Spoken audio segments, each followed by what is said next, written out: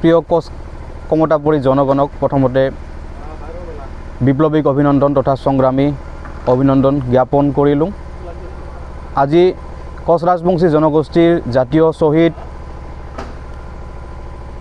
24তম কেলৰ শ্বহীদ দিৱস আৰু এই শ্বহীদ দিৱসত আমি আজি ৰাতিপুৱা কেলৰ জাতীয় পতাকা উত্তোলন, কোচ ৰাজবংশী জনগোষ্ঠীৰ যি জাতীয় পতাকা আছে জাতীয় পতাকা উত্তোলন, মাল্য অৰ্পণ, লগতে শ্বহীদ বেদীত আমি বন্তি প্ৰজ্বলন কৰোঁ আৰু আবেলি আমি মুকলি সভাৰ আয়োজন কৰোঁ। মুকলি সভাত কেলৰ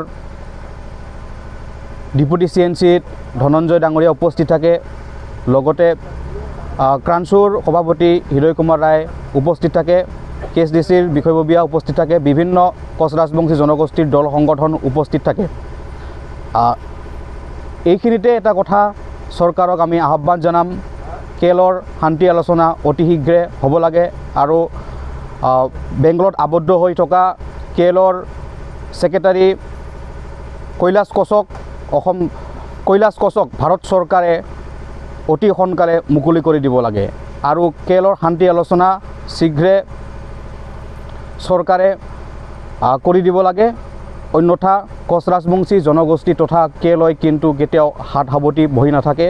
প্ৰয়োজনত আমি নিজৰ ৰক্ত তথা জীৱন দি হ'লেও কোচ